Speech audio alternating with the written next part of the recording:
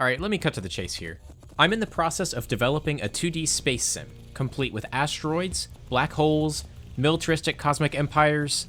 Okay, maybe not that last one. Yet. Anyways, I've been experimenting around with some new stuff, so let me show you what I've been working on. Currently, there's very limited player interaction with the environment, so I implemented a few abilities to help change that.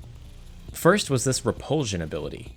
It's very similar to the bombs I implemented earlier, where anything in a certain radius around the player just gets blasted back. It's super handy for when things are feeling cramped. You just press a button and then everything is gone. I also added in a little tractor beam. Unfortunately, it's a little bit broken at the moment and not really easy to control, but I did want there to be at least some way of manipulating objects in the level other than just pushing them, so this is a good step in the right direction.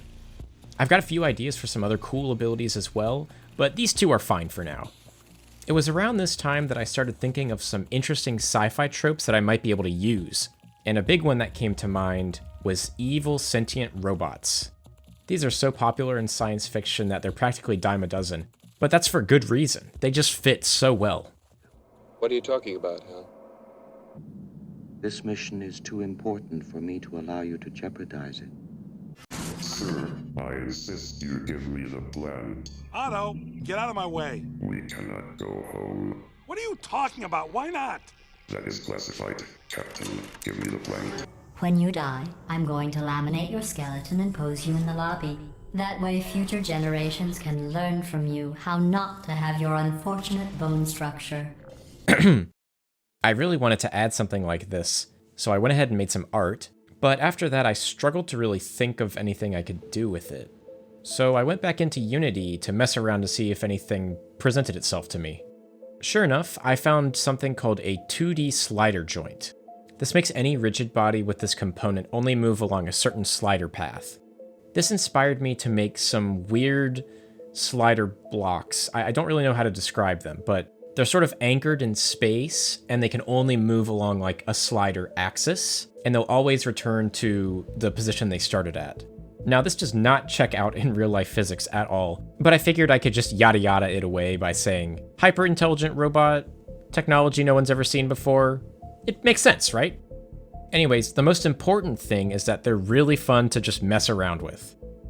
Another sci-fi trope that's practically given when it comes to space stuff is aliens. Most of the time, these aliens are very similar to us.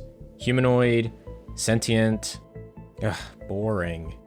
What I want from aliens is something weird and unrecognizable. Something that's different from us fundamentally. So taking that into consideration, I decided to take inspiration from microbiology for my aliens.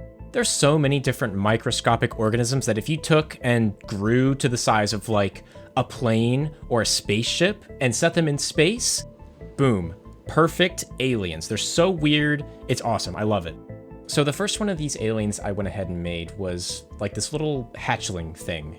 They're relatively small, and basically all they do is they just home in on the player. Though I do want to change this in the future to give them more complex behaviors.